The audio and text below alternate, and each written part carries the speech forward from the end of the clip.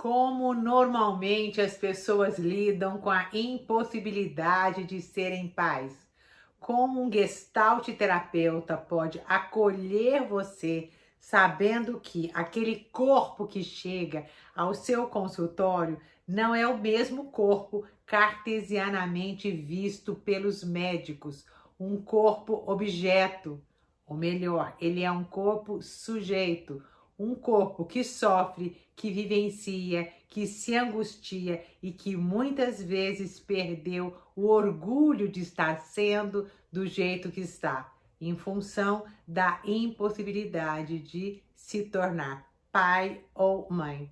Se você tiver interesse nesse tipo de tema, fique aqui um pouquinho mais comigo.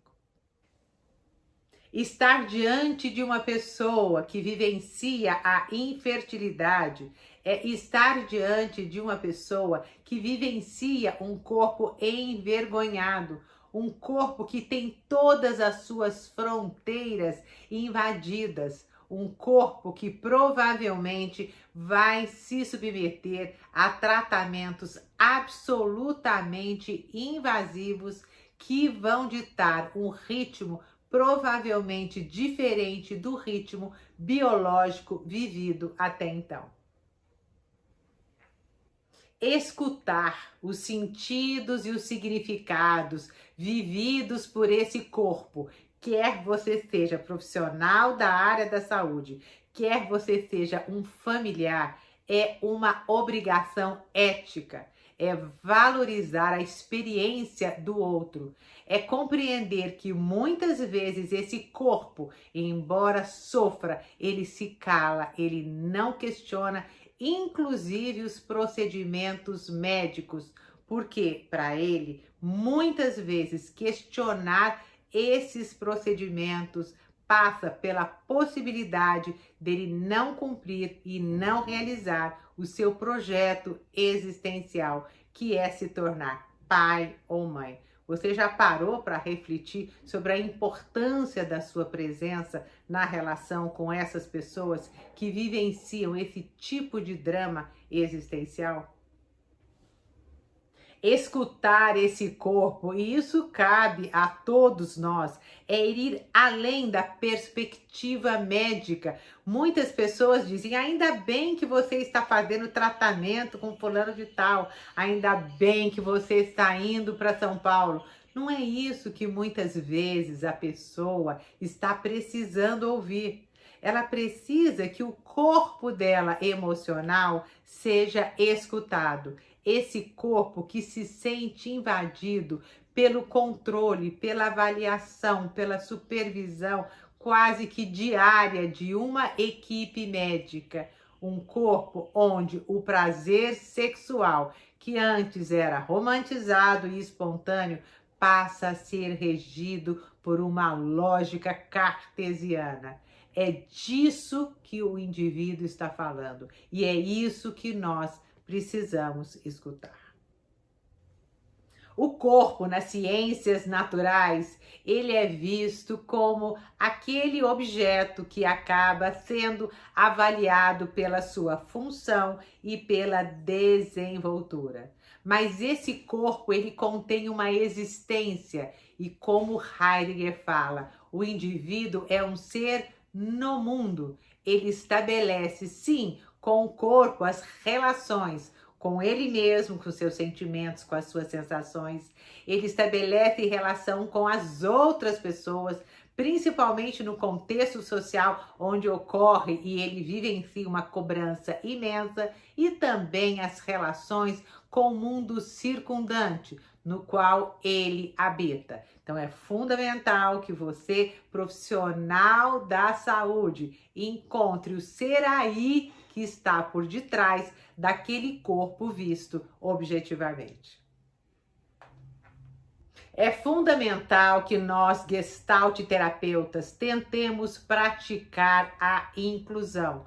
Ou seja, é fundamental que a gente tente se aproximar da experiência do outro a partir da minha experiência no movimento de ir e vir, de aproximação de subjetividades, porque só assim a gente vai tentar sobrevoar as experiências desse corpo, que muitas vezes vivencia uma lua de mel forçada. Vocês já imaginaram o que é isso? O que significa ter dia e hora para você desempenhar uma função que normalmente deveria ser espontânea e carregar uma dose imensa de afetividade?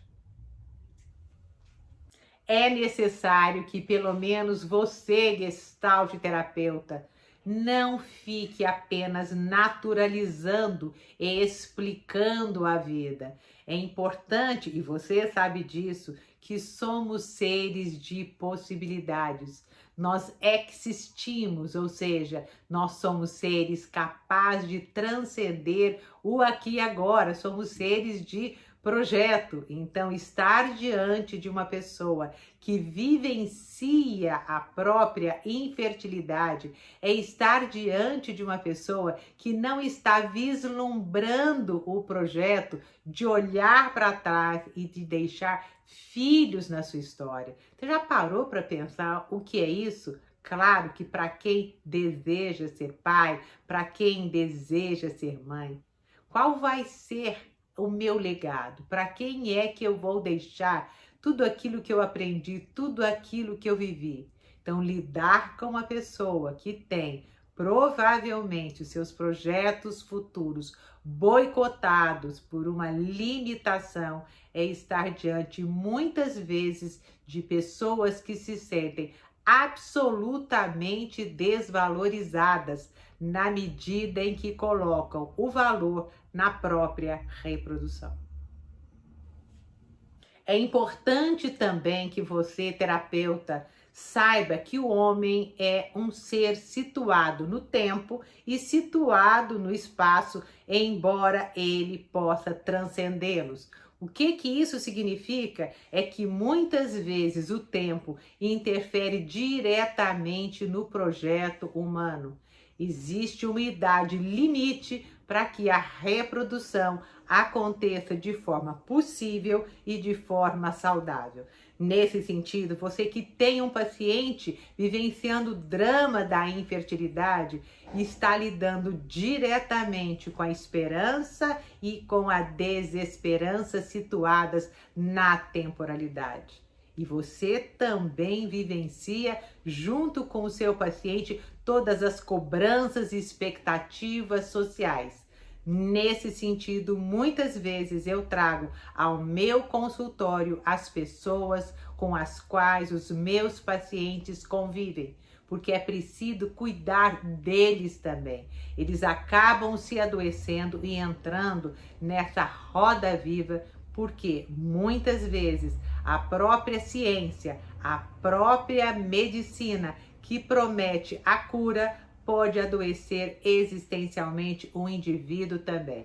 Você que vivencia essa temática, que conhece pessoas que a vivenciam, sabe exatamente do que eu estou falando.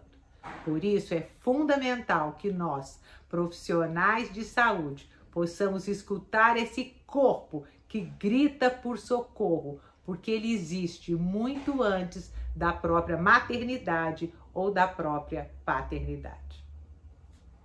Quais são os conflitos, finalmente, que o casal vivencia diante da infertilidade? Como eles são vários, eu deixei um vídeo gravado para vocês que está no meu feed dessa segunda-feira. E se você tiver interesse nessa temática, me deixe saber. Envie um direct e com certeza compartilhe esse conteúdo, porque eu não tenho dúvida que ele fará diferença na vida de muita gente, como provavelmente já começou a fazer diferença na sua. Beijos grandes e boas reflexões para nós.